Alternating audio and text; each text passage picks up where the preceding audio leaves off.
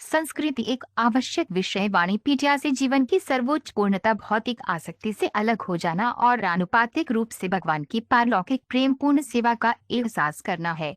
भगवान का व्यक्तित्व उस जीवित प्राणी को पहचानता है जो उस पंक्ति में प्रगति कर रहा है। इसलिए भक्ति सेवा सभी ज्ञान की संस्कृति की पराकाष्ठा है। श्री प्रभुपाद की पुस्तकें, व्याख्यान, वार्तालाप और पत्र इस आवश्यक विषय की व्यापक प्रस्तुति प्रदान करते हैं, जैसा कि वाणिकोट संस्कृति श्रेणी में देखा गया है। उनकी पुस्तकों का एक परिचय निम्नलिखित 8 उद्धरणों में दिया गया है। श्री प्रभुपाद की पुस्तकों से उद्धरण वैष्णव होने के दिव्य स्तर पर या भौतिक अच्छाई के उच्चतम स्तर पर एक ब्राह्मण के रूप में वह भगवान के सर्वोच्च व्यक्तित्व की सराहना नहीं कर सकता। अज्ञानता और जुनून के निचले चरणों में सर्वोच्च भगवान की सराहना करना या समझना मुश्किल है। इसलिए यहाँ भगवान को ब्राह्मणवादी और वैष्णव संस्कृति के व्यक्तियों के लिए पूजनीय देवता के रूप में वर्णित किया गया है। श्रीमद्भागवत 4.21-38 मानवता की समृद्धि किसी आसुरी सभ्यता पर निर्भर नहीं है, जिसमें न तो कोई संस्कृति है और न ही कोई ज्ञान, बल्कि केवल विशाल गगनचुंबी इमारतें और राजमार्गों पर हमेशा दौड़ने वाले विशाल वाहन हैं। प्रकृति के उत्पाद पर्याप्त हैं। जब दूध, दही, शहद, अनाज, घी, गुड़, धोती, साड़ी, बिस्तर, बैठने की जगह और आभूषणों की प्रचुर आपूर्ति होती है, तो निवासी वास्तव में समृद्ध होते हैं।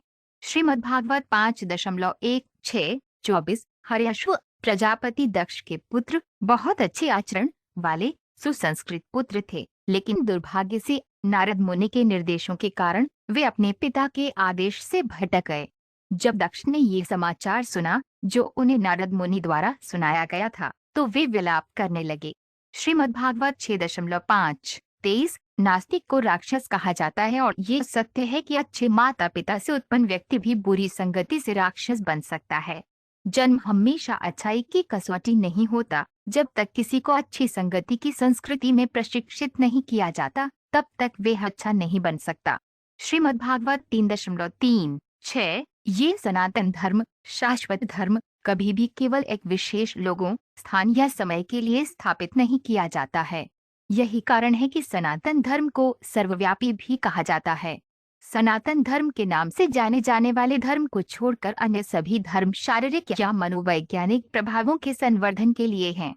ईश्वर का संदेश, अध्याय 1, एक सम्मानित परिवार के लिए थोड़ा सा अपमान दुख पैदा करने के लिए काफी है। संस्कारी मनुष्य को परिवार के पूज्य सदस्यों के साथ व्यवहार में सदैव सावधान रहना चाहिए। श्रीमद्भागवत 1.7-46 मनुष्य को विद्या, सच्चा ज्ञान, जो मानव जीवन का लक्ष्य है, का एहसास करने के लिए स्वस्थ दिमाग के साथ स्वस्थ जीवन जीना चाहिए। ये जीवन गधे की तरह काम करने या इंद्रिय तृप्ति के लिए अविद्या विकसित करने के लिए नहीं है।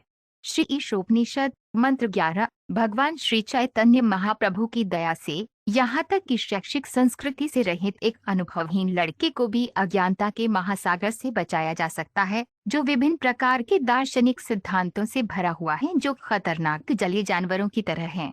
चैतन्य चरितामृत आदि लीला 2.1